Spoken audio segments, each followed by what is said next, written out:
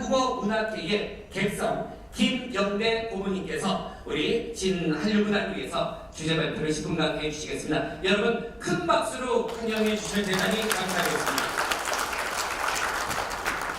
안녕하십니까. 오늘 역사적인 추석 한류 세계화 선언식에 참여해 주신 외빈 여러분에게 중심으로 감사를 드립니다. 아울러 분만하신 국사 일정에도 불구하고 감동적인 축사로 본 선언식을 후원하여 주신 김영우, 유의동 두 의원님께 특별한 감사와 경의를 표합니다. 이미 앞에서 수석에 대한 단편적인 말씀을 해주셨는데 이를 집대성해서 과연 수석이란 무엇인가라는 주제로 좀 더 함축성 있게 설명해 드리겠습니다. 여러분은 오늘의 주제인 수석에 대해서 어떻게 생각하십니까? 수석이란 간단히 말해서 오랜 세월 만고풍상을 겪어온 예력을 담고 있는 작은 돌로서 실내에서 감상할 수 있는 산수자연의 축경입니다.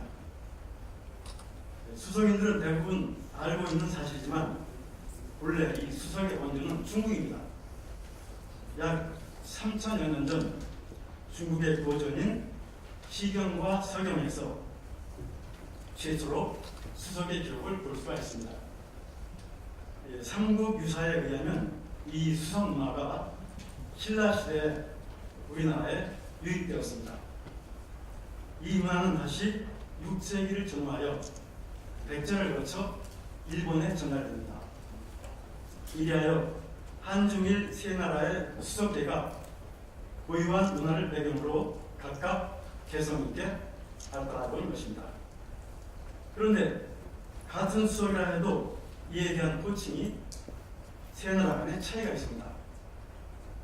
물론 수석에 대한 호칭은 여러 가지가 있겠지만 대체로 중국에서는 괴석 혹은 기석이라고 부릅니다. 그런데 여기서 괴석의 괴는 우리가 생각하는 괴상하다, 괴이하다의 괴가 아닙니다. 기이하다, 즉 기묘하고 빼어나다는 뜻입니다. 그래서 실제로 수석전에 가보면 기기묘묘하고 빼어나는 돌들이 수없이 많습니다. 반면에 일본에서는 물수자를 써서 수석이라고 부릅니다. 물론 이 용어가 산수경석에서 왔다고는 하지만 생각해보면 일본은 섬나라입니다. 사면이 물로 둘러싸여 있습니다. 그래서 물에 보다 친근감을 느낀다고 볼 수도 있을 것입니다. 이에 비해서 우리 한국은 목숨 숫자를 씁니다. 이때 숫자는, 이 목숨 숫자는 십장생으로 대표되는 장수, 즉 오랜 세월을 뜻합니다. 반만년이라는 유구한 역사를 지닌 우리 민족이 아니겠습니까? 물론 이 숫자의 유래도 추사의 석수만년이나 노태 속에서 왔다고 하지만 역사성을 중시하는 우리 민족의 정서가 깃들어 있는 것이라고 볼 수도 있을 것입니다. 자, 그러면 수석이란 단적으로 말해서 하나의 돌입니다. 우리 주변에서 흔히 볼 수 있는 돌들은 무생물입니다. 그저 거기 놓여 있을 뿐이죠. 그러나 수석이라고 선택이 되면 그때는 의미가 달라집니다. 수석은 생명이 없는 무생물이 아니라 생생히 살아 숨쉬는 고귀한 생명체인 것입니다. 이상하게 들리죠? 거의 살아있더니. 그러나 사실입니다. 그렇다면 수석의 생명이란 무엇일까요? 그것은 다름 아닌 수석에는 아름답고 숭고한 예술본이 살아 숨쉬고 있다, 이런 뜻입니다. 이 고요한 심야에 애석 한 점을 눈높이 좌대에 설치하고 시선을 마주하고 앉아있노라면 우리는 수석과의 대화가 가능합니다. 어떠한 달변이나 웅변으로도 표현할 수 없는 영적인 대화와 교감이 이루어지는 것입니다. 따라서 우리 수석인들은 수석에 대한 사랑은 물론이요, 경외감을 잊어서는 안 됩니다. 수석을 단순히 돌멩이 취급한다는 것은 진정한 수석인의 자세가 아닙니다.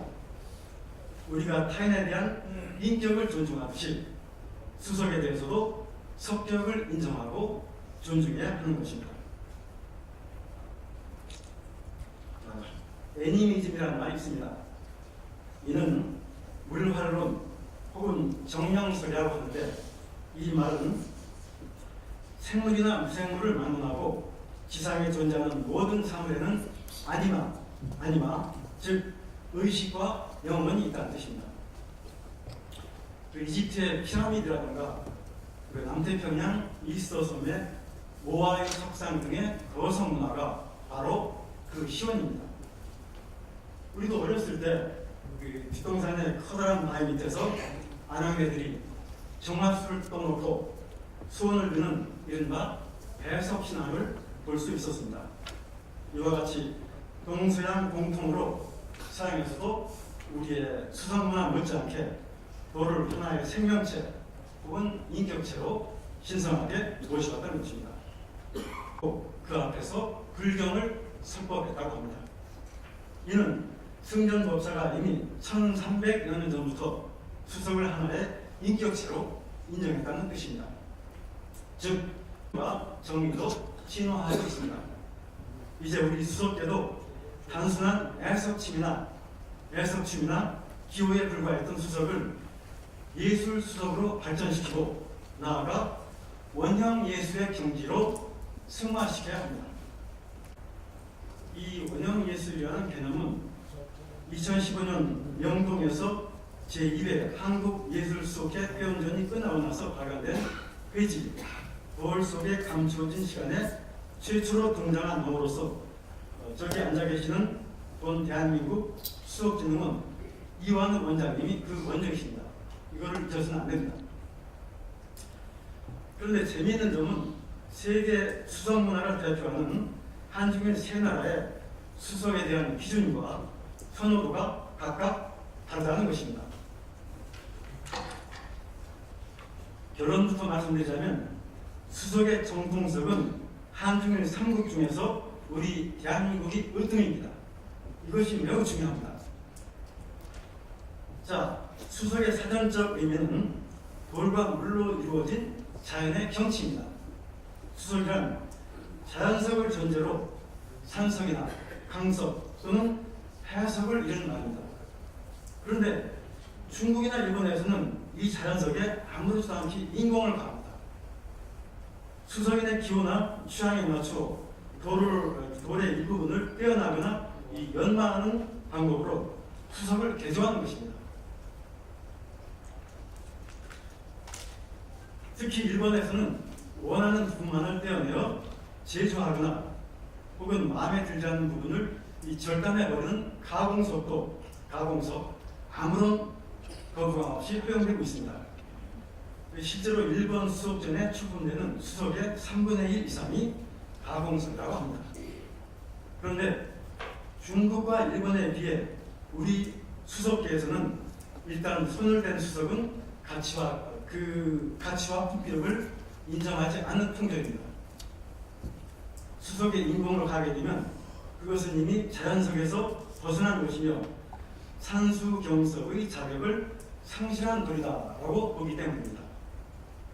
인위적으로 가공한 수석은 예술가나 석공에 돌 조각에 불과할 수도 있죠. 수석 고유의 가치와 품격이 훼손되는 것입니다. 지켜나가고 있는 유일한 수석국이라고 자부할 수 있을 것입니다. 현재 세계는 K-팝의 매력에 흠뻑 빠져 있습니다. 미주와 서유럽을 석군하고 동구권과 남미까지 휩쓸고 있습니다. 이 시점에서 우리는 이제 대한민국의 수석 한류를 세계에 선언할 시기가 무르익었다는 사실을 깨달아야 합니다. 한류 문화의 일익을 감당할 시기가 도래한 것입니다. 이제 수석 문화는 한중일 세 나라의 전유물이 아닙니다. 미주는 물론이요, 유럽에서도 수석의 매력에 눈을 돌리고 있고 전 세계적으로 수집붐이 일어나고 있습니다. 수석문화회가 활동하고 있습니다. 그동안 한국의 수석계는 질적 양적으로 통일어지고 다양해졌습니다. 한중일 세 나라에서 유일하게 수석의 정통을 지켜온 우리가 마땅히 세계 수석 문화를 선도할 세계사적 소명을 띠고 있는 것입니다. 시대를 앞서가는 탁월한 선견지명과 이를 즉시 대한민국 수석 기능으로 발족시키는 신속하고 과감하신 결단력에 감탄과敬의를 표합니다. 우리 선조들 중에서 누구보다도 수석 사랑을 노래하신 고산 윤선도의 오후가로 수석 한류 세계화 선언식 주제 발표를 마치고자 합니다. 내 것이 몇인고 하니 수석과 송중이라 동산의 달 오르니 그 더욱 반갑고야 두어라 이 다섯밖에 또 더하여 무엇하리. 이상을 마치겠습니다. 감사합니다. 네, 감사합니다.